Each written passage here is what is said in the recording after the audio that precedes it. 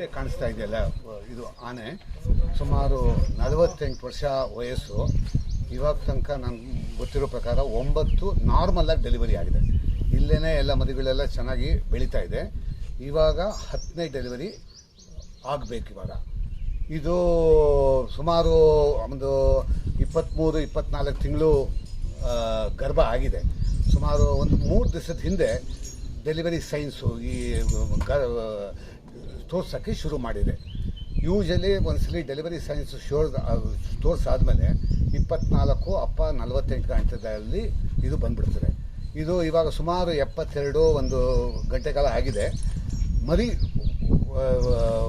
ಇದು ಉಚ್ಚೆ ಬುಡ್ಡೆ ಅಂತ ನಾವು ಹೇಳ್ತೀವಿ. ಮರಿ ಸುತ್ತಲೂ ಇರೋ ನೀರು ಅದು ಒಡ್ಕೊಂಡು ನೀರು ಬಂದ್ಬಿಟ್ಟಿದೆ. ಯಾವಾಗ ಒಡ್ಕೊಂಡು ಬಂದ್ಬಿಡುತ್ತದೋ ಮರಿ ಸತ್ತೋಗ್ಬಿಡ್ತದೆ. ಎರಡನೇದು, ಇವಾಗ ನನ್ನ ಪ್ರಕಾರ ನಾವು ಎಕ್ಸಾಮ್ ಮಾಡಿರೋ ಪ್ರಕಾರ ಇದು ನಾರ್ಮಲ್ ಪೊಸಿಷನ್ ಬಂದಿಲ್ಲ. ಯಾವಾಗ ನಾರ್ಮಲ್ ಪೊಸಿಷನ್ ಇದ್ದರೆ ಪ್ರಾಬಬಲಿ ನಾರ್ಮಲ್ ಡೆಲಿವರಿ ಆಗ್ಬಿಡ್ತಾಯಿತ್ತು. ಇದು ಪೊಸಿಷನ್ನು ಸರಿಯಾಗಿಲ್ಲ. ನಾವು ಬೇರೆ ಪ್ರಾಣಿಗಳಲ್ಲಿ, ಹಸುಗಳಲ್ಲಿ, ಎಮ್ಮೆಗಳಲ್ಲಿ ಅದರೊಳಕ್ಕೆಲ್ಲ ನಾವು ಕೈ ಹಾಕ್ಬಿಟ್ಟು ಪೊಸಿಷನ್ನು ಕರೆಕ್ಟ್ ಮಾಡ್ಬೋದು. ಇದರೊಳಕ್ಕೆ ಕೈ ಹಾಕಿ ಕರೆಕ್ಟ್ ಮಾಡೋಕ್ಕೆ ಸಾಧ್ಯನೇ ಇಲ್ಲ. ಯಾಕಂದರೆ ಅಲ್ಲಿ ಕೈ ನಮ್ಮದು ರೀಚ್ ಆಗೋಕ್ಕೆ ಸಾಧ್ಯನೇ ಇಲ್ಲ. ಎಂಥ ದೊಡ್ಡ ಕೈ ಇದ್ರೂ ಅಲ್ಲಿ ತನಕ ರೀಚ್ ಆಗೋಕ್ಕಾಗಲ್ಲ. ಇವಾಗ ನಮಗೆ ಇದರೊಳಕ್ಕೆ ಎಲ್ಲಿ ಮರಿ ಇದೆ ಅಂತ ಗೊತ್ತಾಗ್ತಾ ಇದೆ. ಮರಿ ಸತ್ತೋಗಿದೆ, ಮೂಮೆಂಟ್ ಎಲ್ಲ ಏನೂ ಇಲ್ಲ. ಅದು ಪ್ಲಾಸೆಂಟಾ ಅಂತ ಹೇಳ್ತೀವಲ್ಲ, ಅದನ್ನು ಹೊರಗಡೆ ಬಂದ್ಬಿಟ್ಟು ಅದು ಕಿತ್ತೋಗಿ ಹೊರಗಡೆ ಬಂದ್ಬಿಡ್ತು. ಸದ್ಯಕ್ಕೆ ಇದು ಚೆನ್ನಾಗಿ ತಿಂತಾ ಇದೆ, ನೀರು ಕುಡಿತಾ ಇದೆ, ಚೆನ್ನಾಗಿ ತಿಂತಾ ಇದೆ. ಇವಾಗ ನಾವು ಇದಕ್ಕೆ ಹಾಗೆ ಬಿಟ್ಟರೆ ಇನ್ನೊಂದು 2-3 ದಿವಸದಲ್ಲಿ ತಿನ್ನೋದು ನಿಲ್ಲಿಸ್ಬಿಟ್ಟು ಭಾಳ ಸೀರಿಯಸ್ ಆಗ್ಬಿಟ್ಟು ಅವ ಮುಂದೆ ಏನೂ ಮಾಡೋಕ್ಕಾಗಲ್ಲ. ಇವಾಗ ಇದರೊಳಕ್ಕೆ ಮೆಡಿಸಿನಿಂದ ಡೆಲಿವರಿ ಮಾಡೋಕ್ಕೆ ಸಾಧ್ಯ ಇಲ್ಲ. ಯಾಕಂದರೆ ಪೊಸಿಷನ್ ಸರಿಯಾಗಿಲ್ಲ. ಪೊಸಿಷನ್ ಸರಿಯಾಗಿ ಅದು ಪುಷ್ ಮಾಡ್ತಾ ಇದ್ದಿದ್ರೆ ನಾವು ಮೆಡಿಸಿನ್ ಕೊಟ್ಬಿಟ್ಟು ಡೆಲಿವರಿ ಮಾಡ್ಬೋದು. ಇದರೊಳಕ್ಕೆ ಮರಿ ಸರಿಯಾಗಿ ಪೊಸಿಷನ್ ಬರ್ತಿಲ್ದಿರೋದ್ರಿಂದ ನಾವು ಎಷ್ಟೇ ಇಂಜೆಕ್ಷನ್ ಕೊಟ್ಟರು ಅದು ಪೊಸಿಷನ್ ಸರಿ ಹೋಗಲ್ಲ. ಕೈಯಿಂದ ನಾವು ಮಾಡಬೇಕು, ಅದು ಕೈ ರೀಚ್ ಆಗಲ್ಲ, ಮಾಡೋಕ್ಕೆ ಸಾಧ್ಯ ಇಲ್ಲ. ಇವಾಗ ಇದರೊಳಕ್ಕೆ ಎರಡೇ ಬೇಗ. ಒಂದು, ಸಿಸೇರಿಯನ್ನು ಈ ಅನಿಮಲಲ್ಲಿ ಮಾಡೋಕ್ಕೆ ಸಾಧ್ಯ ಇಲ್ಲ. ಪ್ರಪಂಚದಲ್ಲಿ ಎಲ್ಲೂ ಯಾವುದೂ ಇವಾಗ ತನಕ ಎಲಿಫೆಂಟ್ನಲ್ಲಿ ಸಿಸೇರಿಯನ್ ಮಾಡಿರೋದು ಬದುಕೊಂಡಿಲ್ಲ, ಒಂದೂ ಬದುಕೊಂಡಿಲ್ಲ. So caesarean out of question. ಅದು ನಾವೇ ಕೈಯಾರೆ ಸಾಯಿಸ್ದಂಗೆ ಆಗುತ್ತೆ.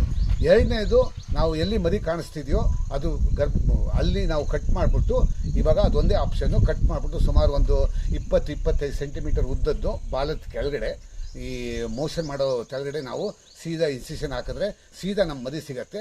ನಾವು ಮರಿ ತೆಗೆದುಬಿಟ್ಟು ಸ್ವಲ್ಪ ಹೊಲಿಗೆ ಎಲ್ಲ ಹಾಕ್ತೀವಿ. ಬಟ್ ಇದರೊಳಗೂ ಸ್ವಲ್ಪ ಕಾಂಪ್ಲಿಕೇಶನ್ ಅಂದರೆ ಗಾಯ ಅಷ್ಟು ಈಸಿಯಾಗಿ ಒಣಗಲ್ಲ. ಬಟ್ ಏನಂದರೆ ಚಾನ್ಸಸ್ಸು, ಬದುಕೊಳ್ಳೋ ಚಾನ್ಸಸ್ಸು ಭಾಳ ಹೈ ಈ ಥರ ಮಾಡೋದ್ರಲ್ಲಿ. ಅದಕ್ಕೋಸ್ಕರ ನಾವು ಈ 4-5 ಜನ ಡಾಕ್ಟ್ರುಗಳೆಲ್ಲ ಸೇರ್ಕೊಂಡು ಒಂದು ಡಿಸಿಷನ್ ಮಾಡಿದ್ದೀವಿ. ಇದನ್ನು ಕಟ್ ಮಾಡಿಬಿಟ್ಟು ಬಾಲದ ಕೆಳಗಡೆ, ರೆಕ್ಟಮ್ ಕೆಳಗಡೆ ಇನ್ಸಿಷನ್ ಹಾಕ್ಬಿಟ್ಟು ಸೀದಾ ನಮ್ಮ ಮರಿ ಸಿಗತ್ತೆ. ಅಲ್ಲಿ ಮರಿ ತೆಗೆದುಬಿಟ್ಟು ಹೊಲಿಗೆ ಹಾಕ್ಬಿಟ್ಟು ಆಮೇಲೆ ಸ್ವಲ್ಪ ಕಾಂಪ್ಲಿಕೇಶನ್ ಆಗ್ಬೋದು ಅಂತ, ಜೀವ ಹೋಗೋ ಕಾಂಪ್ಲಿಕೇಶನ್ ಎಲ್ಲ ಸರಿ ಹೋಗೋ ನಂಬಿಕೆ ನಮ್ಮಲ್ಲಿ ಇದೆ. ಈಗ ಇನ್ನೊಂದು ಅರ್ಧ ಗಂಟೆಯಲ್ಲಿ ನಿಂತ್ಕೊಂಡಿದ್ದ ಪೊಸಿಷನ್ನಲ್ಲೇ ನಾವು ಮಾಡ್ತೀವಿ. ಡಾಕ್ಟ್ರು ಸ್ವಲ್ಪ ಅದಕ್ಕೆ ಸೆಡೇಟಿವ್ ಅಂತ ಹೇಳ್ತೀವಿ, ಸೆಡೇಟಿವ್ ಕೊಡ್ತೀವಿ. ಲೋಕಲ್ಲಾಗಿ ನೋವಾಗದೇ ಇರೋಂಗೆ ಇಂಜೆಕ್ಷನ್ ಎಲ್ಲ ಹಾಕ್ತೀವಿ. ಹಾಕ್ಬಿಟ್ಟು ಚರ್ಮ ಕಟ್ ಮಾಡಿಬಿಟ್ಟು ಒಳಗಡೆ ಹೋಗಿ ಸೀದಾ ವಿಜಯನ ಅಂತ ಹೇಳ್ತೀವಿ. ವಿಜಯನ ಕಟ್ ಮಾಡಿದ್ರೆ ಸೀದಾ ನಮ್ಮ ಮರಿ ಸಿಗುತ್ತೆ, ಮರಿ ತೆಗಿತೀವಿ. ಇದನ್ನು ಮರಿ ಎಳಿಬೇಕಾದ್ರೂ ಈ ಮರಿ ಸುಮಾರು 120-150 kg ಇರ್ತದೆ. ಚೈನ್ ಹಾಕಿ ಅದನ್ನು ಎಳೆಯೋದೂ ಅಷ್ಟು ಈಸಿ ಅಲ್ಲ. ಇದು ಬೇರೆಯವ್ರಿಗೆ ಅರ್ಥ ಆಗೋದು ಕಷ್ಟ. ಯಾಕಂದರೆ ಈ ದೊಡ್ಡ ಒಂದು ಸುಮಾರು ಒಂದು 500-555 kg ಇಲ್ವೇ, ಒಂದು 600 kg ಇಲ್ಲ, 3-4 ಟನ್ ಇದೆ. 3-4 ಟನ್ ಇದೆ. ಅಂಥದ್ರಲ್ಲಿ ನಾವು ಒಂದು 100-200 kg ಎಷ್ಟು ಎಳೆಯೋದು ಅಷ್ಟು ಈಸಿ ಅಲ್ಲ. ಬಟ್ ನಮಗೆ ನಂಬಿಕೆ ಇದೆ. ಸ್ವಲ್ಪ ಕಾಂಪ್ಲಿಕೇಶನ್ ಆದರೂ this is the only way left. ಬೇರೆ ನಮಗೆ ಇದೇ ಇಲ್ಲ. ಹಾಗೆ ಬಿಟ್ಟರೆ ಗ್ಯಾರಂಟಿ ಸಾಯ್ತದೆ. ಇನ್ನೊಂದು ವಾರದಲ್ಲಿ ಸೀರಿಯಸ್ ಆಗ್ಬಿಟ್ಟು ಅವಾಗ ಏನೂ ಮಾಡೋಕ್ಕಾಗಲ್ಲ. ಅದಕ್ಕೋಸ್ಕರ ಇದು ಒಂದು ಆಪ್ಷನ್ ಇದೆ. ಈ ಪ್ರಪಂಚದಲ್ಲಿ ಜಾಸ್ತಿ ಕಡೆ ಇದು ಮಾಡಿಲ್ಲ.